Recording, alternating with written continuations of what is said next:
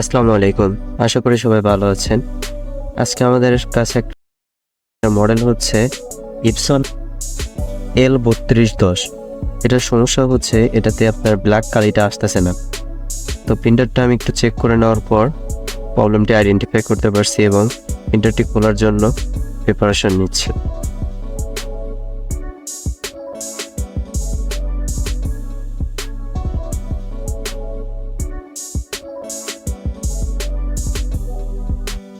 এখানে আমি স্ক্রু খোলার জন্য যে প্রয়োজনীয় জিনিসগুলো দরকার হবে সেগুলো আমি নিয়ে নিচ্ছি।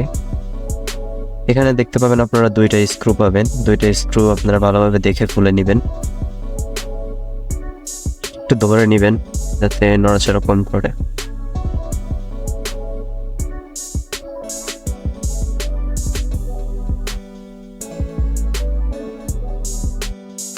তারপরে এটা আপনি এমনিতেই শূন্য করতে পারবেন। অবশ্যই রিবনগুলো খেয়াল রাখবেন, রিবনগুলো খুলে নেবেন, রিবনগুলো না খুললে ছিঁড়ে যাবে।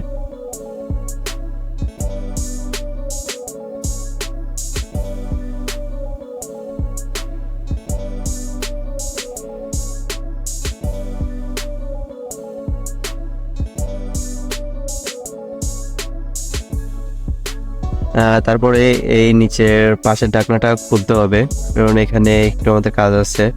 এটা হচ্ছে উপরের দিক থেকে একটু টান দিলে নিচের দিকে ঠেলে দিলে এমনিতেই খুলে যায়, একদম ইজি প্রসেস।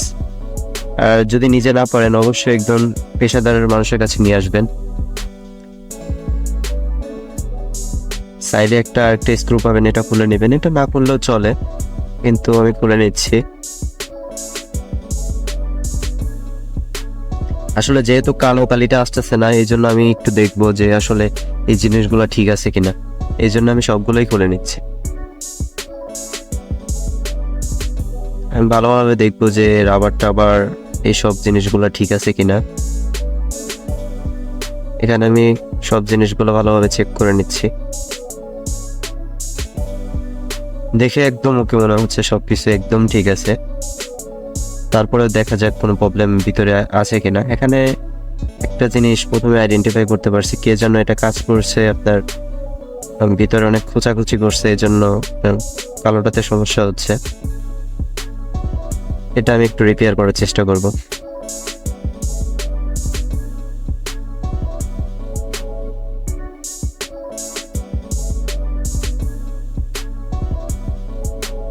এখানে যে জিনিসটা হয় চেক বিষয়টা, হাত দিলে অনেকটা আপনার আটকে যাওয়ার চেষ্টা করে, পাম্পের মতো কাজ করে, যেটা হচ্ছে সবগুলোর সাথেই হচ্ছে, কিন্তু শুধুমাত্র কালোটার সাথেই হচ্ছে না। যার জন্য আমি একটু ভালোভাবে মুছে জিনিসটা একটু ট্রাই করবো যে হাওয়া দিলে আসলে জিনিসটা কেমন হচ্ছে, পাম্প হচ্ছে কিনা। যদি এটা পাম্পের মতো কাজ না করে তাহলে আপনার কখনোই প্রিন্টার আপনার কালিটা টানতে পারবে না, এর জন্য আপনার কালো কালিটা প্রিন্ট হবে না।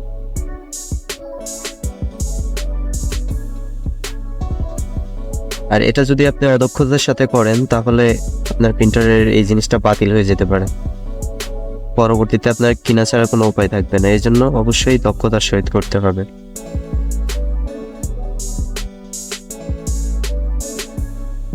এখানে একটা মাত্রা আছে, যে মাত্রায় আপনি হাওয়া দিবেন এবং টানবেন। বেশি পরিমাণে হাওয়া দিলে সাইডে যে পলিটা লাগানো আছে এটাও উঠে যেতে পারে।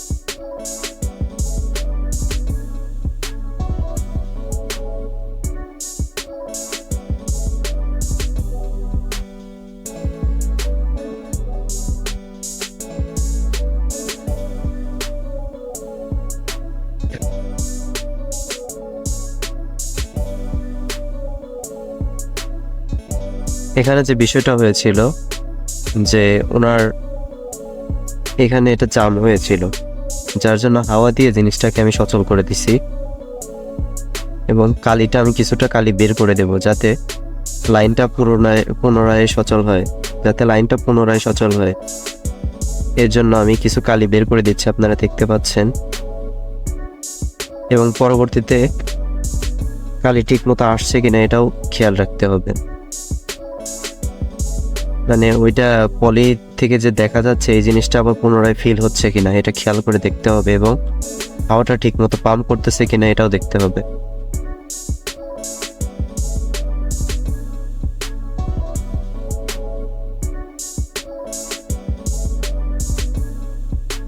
সবকিছু ঠিক আছে।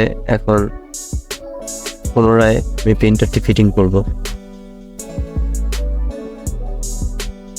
এক্ষেত্রে আমি মেইন পাইপ থেকে কিছু কালি টান দিয়ে নিচ্ছি, পুরো প্রিন্টারে কালিটা পৌঁছে যায়।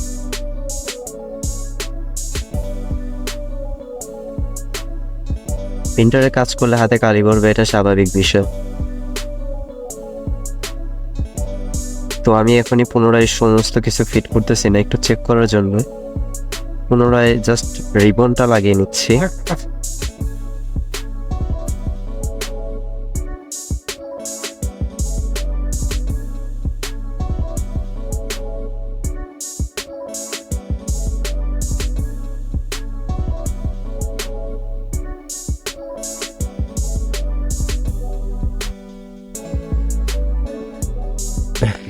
পাওয়ার আসছে এবং এখানে দেখতে পাচ্ছেন আপনারা কালো পিনটা হচ্ছে, কিন্তু একটু কম হচ্ছে। তো আমি পেজগুলো একটু বেশি দিয়ে দিচ্ছি এবং চেকের জন্য।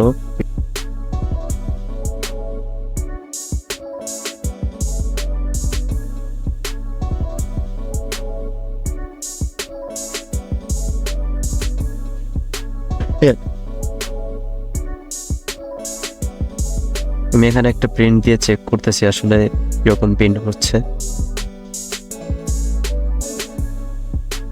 এখানে দেখতে পাচ্ছেন কালোটা সম্পূর্ণ আসছে এবং প্রিন্টারটি ওকে হয়ে গেছে। এজন্য আমার কাজ থাকবে প্রিন্টারটি অফ করে এবং প্রিন্টারটি পুনরায় অ্যাসেম্বল করা।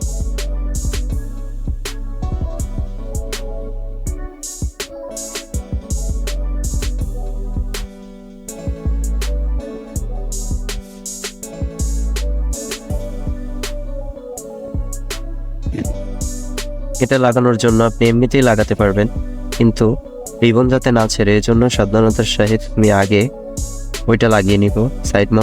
সাইড কভারটা আগে লাগিয়ে নিব যাতে রিবনের কোনো ক্ষতি না হয়। সঠিক পজিশনে চলে গেলে এটা লাগতে কয়েক সেকেন্ড সময় লাগে।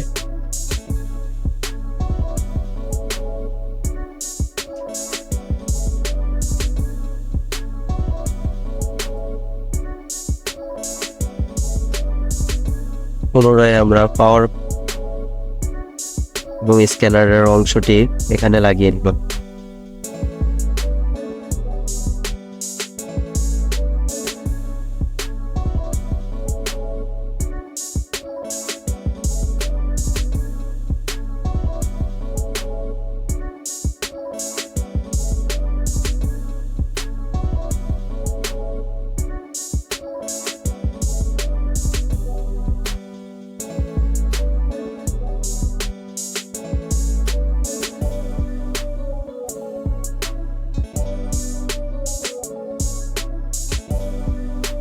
আমাদের প্রিন্টারটি সম্পূর্ণ ওকে হয়ে গেছে।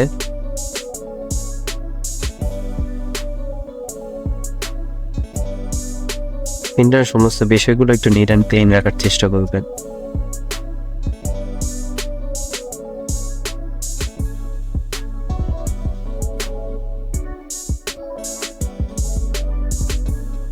সম্পূর্ণ স্ক্রুগুলা ভালোভাবে লাগিয়ে দিলাম।